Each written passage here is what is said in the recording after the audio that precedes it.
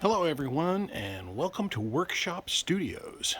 So today we're going to talk about sunscreens or sunshades because they are an interesting part of lots of houses, especially where we have lots of sun over the summer. and this one was sort of developed over time, and I'll show you what we did with it. Okay, so first just a little geography. So this wall is our bedroom. And this wall faces kind of northwest, so it faces about that direction. The sun comes down over there, and it means that there's a lot of sun that comes here in the afternoon. Even though these are nice tall trees, there's a lot of sun that comes down here.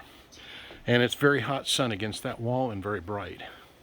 And so over time we realized that having a sunscreen here would be nice.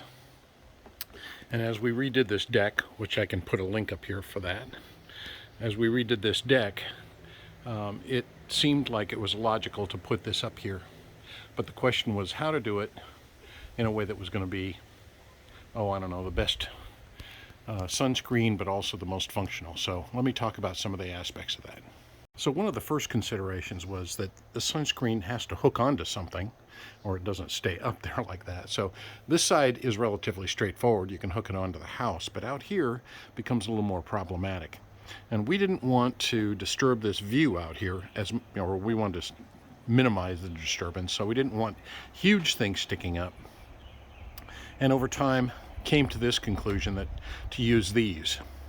Now, I couldn't find these anywhere, so I went ahead and made them. This material is actually just electrical conduit. You can buy it at any big box store, Home Depot or Lowe's. That's just electrical conduit.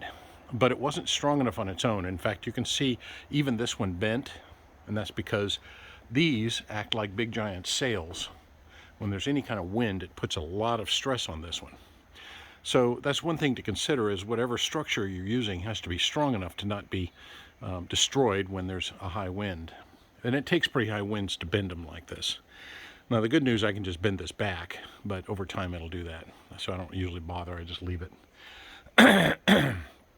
So that's the first thing, and so just put that conduit up there and painted it black. But to make it stronger, I used a 3/4 inch conduit and a 1/2 inch conduit together. And then I filled the inside between the two of them with, I think it was the foam or whatever, the foam that fills cracks, something to hook the two together, and it made a composite shaft, if you might, that was going to be stronger. So if you want to do that, that's one thing. And then up at the top, hopefully you can see that up there, up at the top I put an eye bolt in and just ran it down into the foam, and that's worked great. And the reason for that is because this rope comes across there, and if it's something sharp that it's going through, then it'll cut the rope up there, and we don't want that. So that was the first consideration. So here's the first one, is what to attach them to, and these turned out to be the minimal view, that they impacted the view the least, and by painting them black they kind of disappeared. So here's the detail on that conduit. So I think I used a full length of it. So there's the 1/2 inch inside of the 3/4, and then it's kind of glued together. And over here you can see the configuration of the eye bolt is just stuck down in here, and then that's just sort of some more of that foam or whatever I used to glue it together. But you can also see how bent these are, and that happens. I can bend them back, and then if I ever have to replace them, it's just 4 pieces of conduit and a couple of eye bolts. Pretty straightforward. So there we go. That's the supports. Show you. So the next thing is that I ended up using black rope, and again that kind of disappears. And again, you can get that in any big box store, and that tends to get destroyed over time by the sun, as does the shade, but this one's actually held up pretty well. The other thing to consider is that when the sun comes in, so how you orient the shade is important. So not only where on the wall, you got to move it around so that you get the best sunshade out of it, because the sun in this case is coming, let's see if I can do this angle right, it's coming down at this like this, so it tends to come underneath here if I don't have the shade sorted right. So you need to get the if you might, the orientation and geometry of the shade correct, and that was something else that we needed to adjust here. Now the next thing is that I needed these poles to be hooked to something strong enough, and so I decided to use our 2 posts out here, and that allowed for these things to be hooked onto something that is very sturdy, and it's hooked into the deck very, very solidly. So that was the other thing to consider in terms of how to put this shade up there. The next thing is that we don't leave the shade up all the time. We usually put it up in spring when it starts to get warm, and then take it down, which is right about now in mid-fall. And so we need to have something that can be taken down and stored easily. And so these poles are great. They're pretty light duty, but let me show you what I did for structure around here to be able to take it apart quickly. So here's the shade from down below, down at ground level. So I'm down here on this path.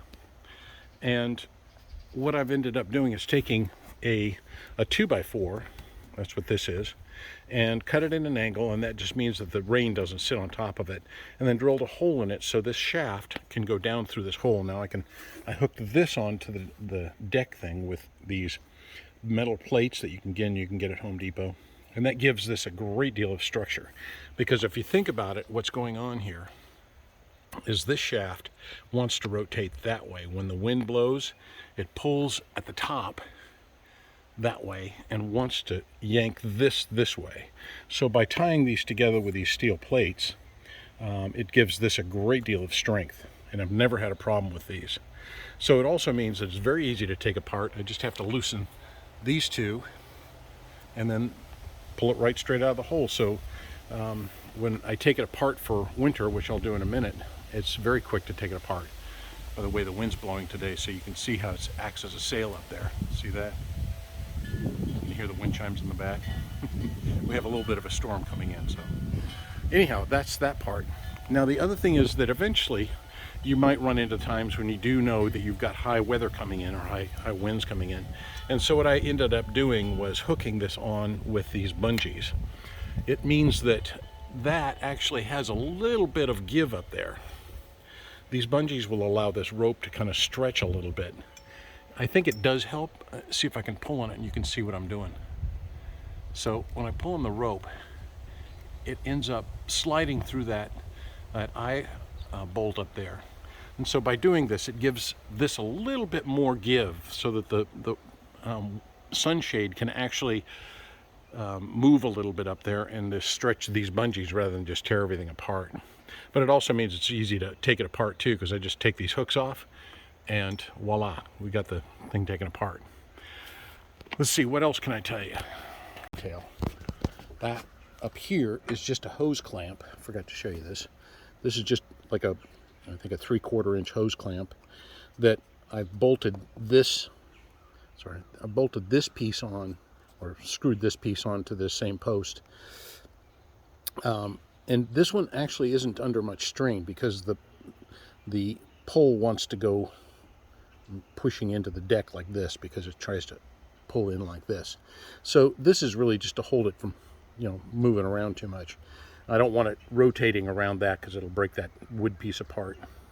But so this is really meant to be kind of a side-to-side control as much as anything, but pretty straightforward. Just a piece of 2x4 screwed down onto that, and obviously stained everything the same. All right, so now I'm up on the ladder and I'm looking at this detail. So what I've decided is to put these, I don't know what you call them, boat hooks or whatever. Normally you'd hook them onto something that rope hooks onto, but they're great because I can tap into good structure behind here. And then I put this on, which is clothesline string, or whatever they call that. Just clothesline material. Again, you can get at a big box store. So it's meant to be under strain for a while. And then I can just build it so that it's got a loop here. And I just unhook the loop when I want to take it down. So that's another idea for you. One other thing that I wanted to say on placement is that with regards to our sunscreen, we wanted to have this up as high as possible up here.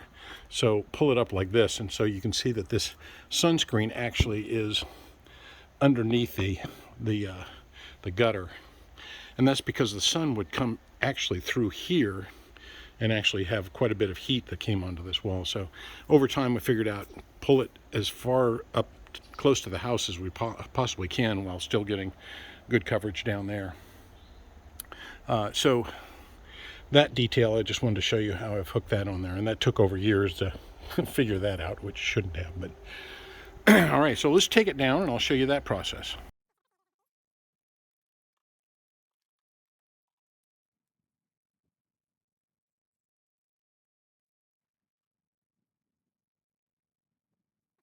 And so you can see all droopy now. I've got the big ladder here, so it's kind of in the way, but and this is what it looks like if we want to just let it loose when it's got a lot of wind. It doesn't look very pretty, but at least it's a very quick way to keep the thing from becoming a gigantic sail and tearing itself to pieces. So I know there are probably better ways to do that, but for right now that's what we end up doing. So just unhook those bungee cords if we expect high winds, and down it comes. So next I'm going to go up and pull the ropes out of here.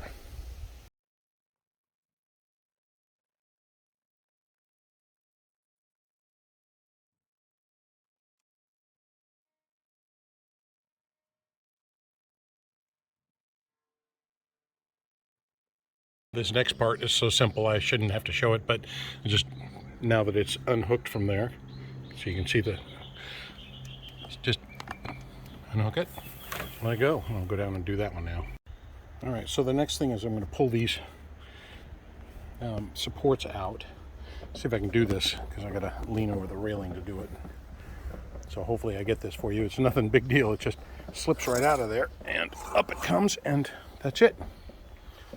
I'll lay it down here so you can see what I'm doing. Okay, so there, that's taken out, and I'll do the other one, and then it all gets put away very nice and neat.